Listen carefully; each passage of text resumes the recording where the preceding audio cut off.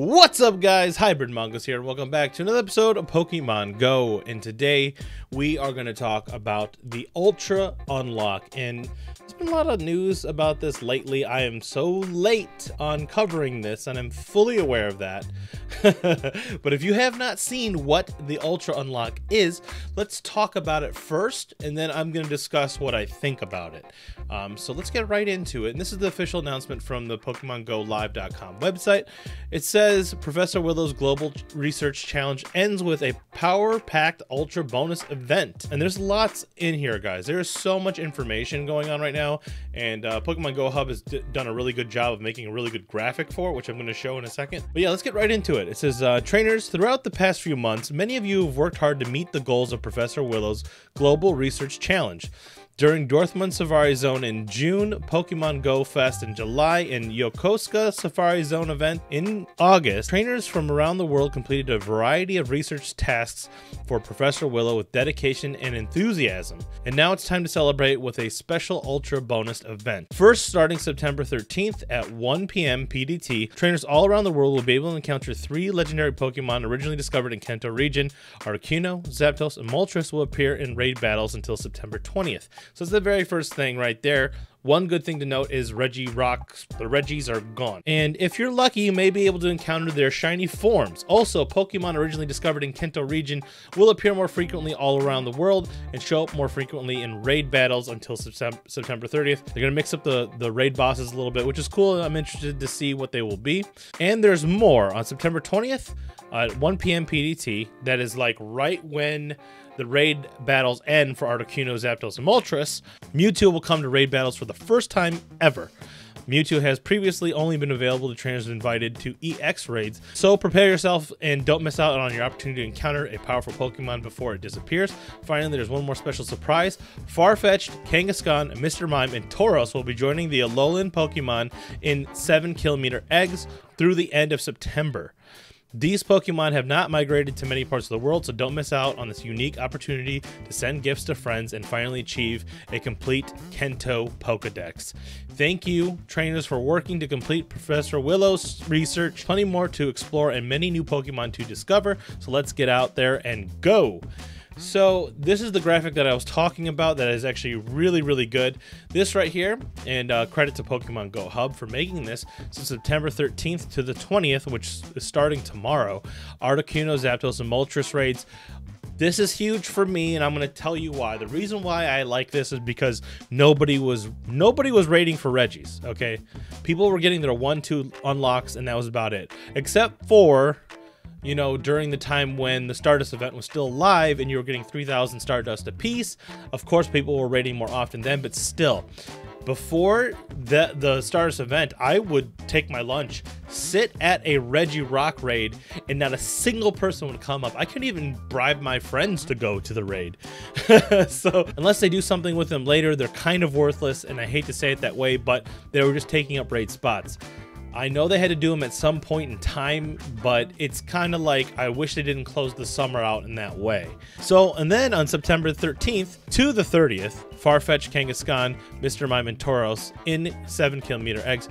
For sure not going to be, I'm going to be doing Alolan, all the, well, I call them Alolan eggs, but all the 7km eggs, I'll be doing nothing but that during that time, because why not try to get as many Kangaskhan, Mr. Mime, all of those regionals. I have them all now because of trading. I did, you know, obviously I got Farfetch'd when Farfetch'd was over here for that special event. We ended up getting actually 100% IV one. Mr. Mime was my first trade ever in Pokemon Go, which was really cool. And a Kangaskhan I got as well. So to get better IV ones, I mean, I'm happy for this. I'm happy for this. Increased Kanto spawns and raids, which is cool. And then September 20th to the October 23rd, Mewtwo raids. Now, this is the part that probably is getting the most flack and the most people upset. Now, at the first beginning of this, most people were complaining, you know, Mewtwo needs to be rare. Mewtwo needs to be hard to get. Well, we figured out that that's not true. With the current EX raid system, it doesn't matter. I mean, really, people have figured it out how to trigger EX raids. They figured it out, and they know. I mean, people have upwards of 16, 20 plus Mewtwo's at this point. So is Mewtwo really that rare? No. Now, for the people that don't have EX raids or live in a rural area and don't have any way of triggering these Mewtwo's or had a lot of trouble getting a Mewtwo, this is great for them. And speaking of Mewtwo, during Moltres Day, I actually traded Cherie, a 2016 Dragonite, for one of her worst Mewtwo's. I had like 2 Luckies at the time. Like, I only have 2 lucky Pokemon. So it ended up being a 98% Mewtwo. So like it's 14, 15, 15, so it's like 14 attack, but can you really complain? I mean, it's almost a perfect Mewtwo that's lucky. Unfortunately, I ran out of Mewtwo candy, so I wasn't able to power it up fully, but still, like, that is so lucky. There's lots of people that complain that they never got a Mewtwo, especially people around the world. You cannot just base this game on yourself. You have to base it out as a community as well. And if you can't be happy for people finally getting their first Mewtwo, then you need to just, I don't know. I think in this game, I'm usually happy for other people. I'll give an example for Moltres Day. Cherie got a 98% 15 attack shiny Moltres, which is fantastic. It's awesome for her.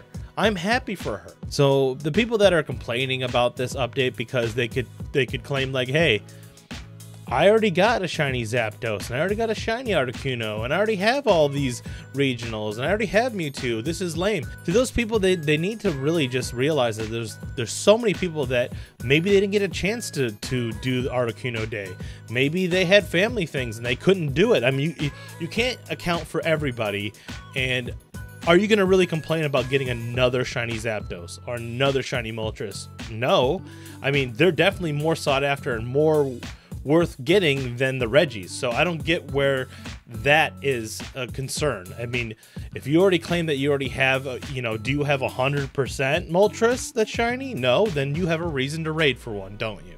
The regionals could feel more like it's cheap because, you know, people are getting kind of handed them, but I do want to say that, you know, since trading came out anyway, most people have their full Pokedex unlocked anyway. So having these regionals being able to be hatched from eggs is not that big of a deal because most people have already completed their Kanto decks. This just gives you a chance to get better ones. The Mewtwo, as where it was supposed to be rare and sought after and hard to get, it wasn't rare before this. The people that didn't get EX raids, most likely just unfortunate where their location was, or they don't play as often. Maybe they're a more casual player and they've never gotten an EX pass. So I don't see anything wrong with people being given these Pokemon to complete their decks, because it was going to happen anyway, right? Pretty much everybody that I know has their Kanto decks completely covered, and if they haven't gotten covered, they can easily trade to get a Kangaskhan, Tauros, Mr. Mime, Farfetch'd. Those are the easiest ones to get in terms of the regionals. So just because I already have these things doesn't mean it's still not a good event.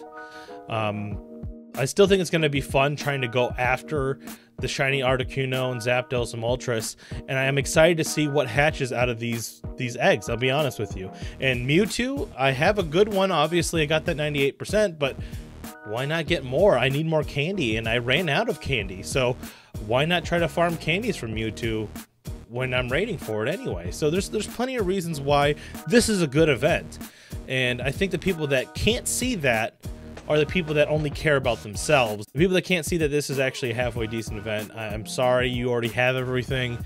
Maybe, you know, certain people may not have gotten to raid every single day on, you know, the different legendary days. So, you know, you can't say and just rule this out and say, oh, I already got that, or they already released that. People have lives, you know, they have things to do, and maybe they didn't have a chance to get Moltres last time. Maybe they didn't chance to get Zapdos. So anyway, that's my whole 2 cents on it. Overall, I'm very happy with this event. I think it's good. Let me know what you guys think of the event in the comments below. That is going to do it for the video, guys. Hit that like button if you haven't already. Subscribe if you haven't already, and I will see you guys in the next one. Later.